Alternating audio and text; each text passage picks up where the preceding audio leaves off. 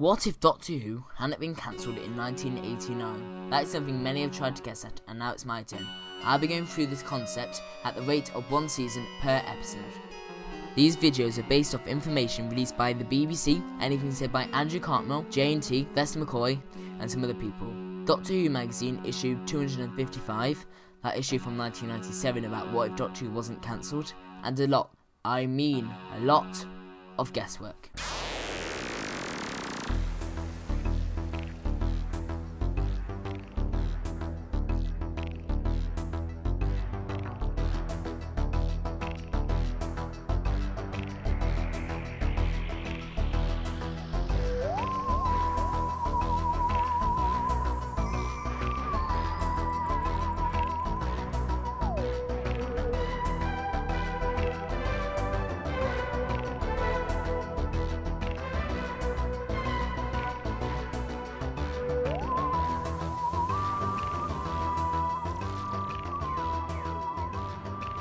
In 1989, just after the last episode of Season 26 Ghostlight aired, note, in the original lineup before the cancellation was announced, Ghostlight was the final story.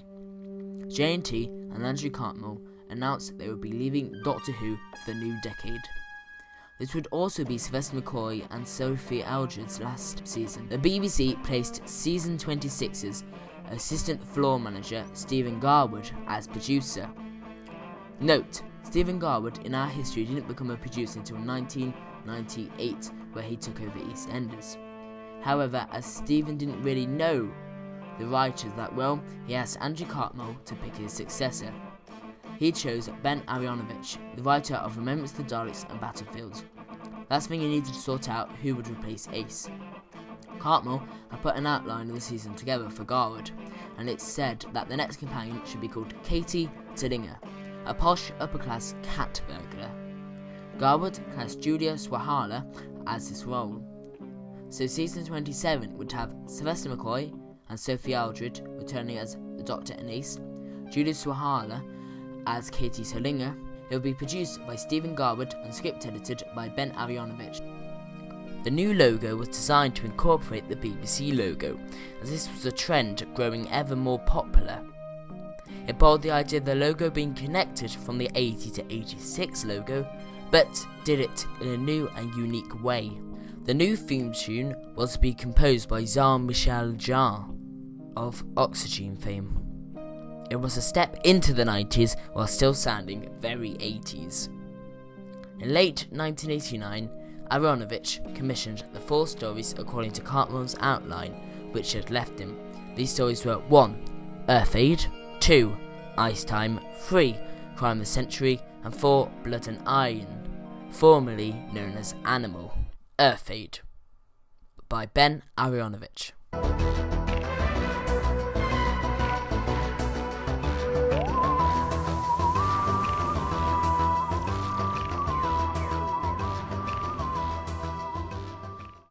Welcome aboard the space vessel Vancouver. It's a mission to guard a vast shipment of grain from Earth to the planet's Sathan's home. Its captain is called Ace. She seems a little unsure of herself. In fact, some might almost think she was new to the job. Its medical officer is simply called the Doctor, and he's perhaps not all he seems either.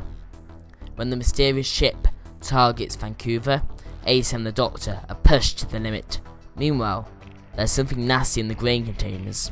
All is not very happy. This story would have been the bog standard space liner sort of story. It's a nice one to start the series and the new producer's era. It plays it safe, but in a sort of average sort of way, but also fleshes out Ace as a character because we won't be seeing much more of her. However, it would have opened in tradition with season 23 and season 25, a very good and expensive model sequence of the spaceship. This story would have been littered with these as well as establishing shots. Ice Time by MARC PLATT.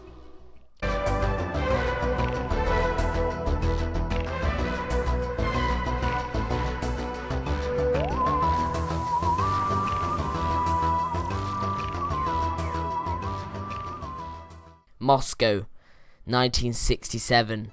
The Doctor and Ace have arrived behind the Iron Curtain, and the Soviet Union is seeking a new weapon that would give it mastery in the Cold War. What is the secret of these Martian relics? As legendary warlord SOPHIE returns to life, the Doctor is faced with some of his oldest and deadliest enemies. The fate of Earth and Ace are now intertwined. This would have been Ace's last story. It would have ended with Ace joining the Academy on Gallifrey so she could train to become a Time Lady. It, however, would have been primarily set in Russia in the late 1960s. It would have been a nice warrior story, and in nice warrior fashion, they would have just wanted to make Earth cold so they could live on it, and kill all the humans. This probably would have gone down as one of the better stories of McCoy's era, and given Ace a really good exit. Crime of the Century by Andrew Cartmel.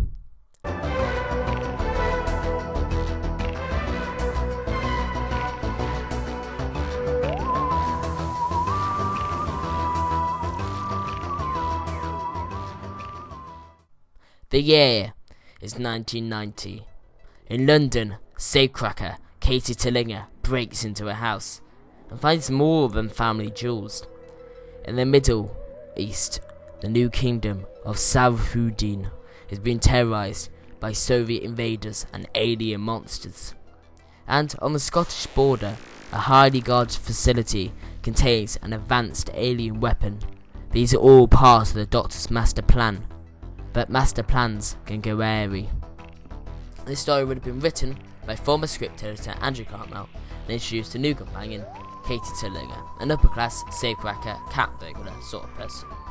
But it would have been quite a political story and really challenging society. Blood and Iron by Andrew Cartmel.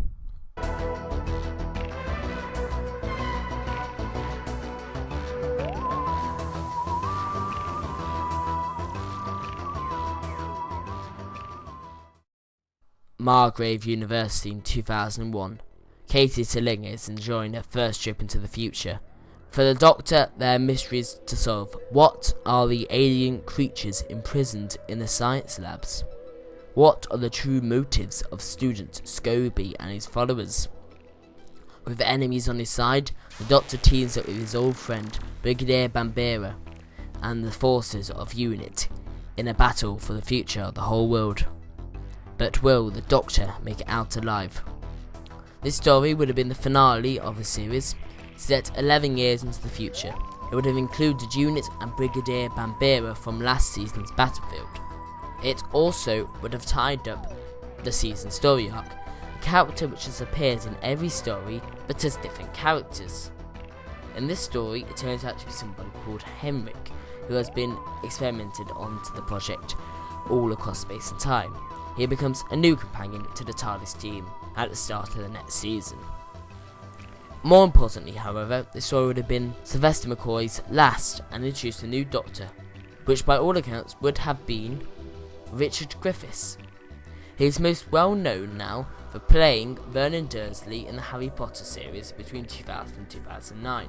He sadly passed away a couple of years ago. His Doctor would have kickstarted season 28 and 1991, which we'll get onto next time. Hopefully you learnt something from this video. Goodbye.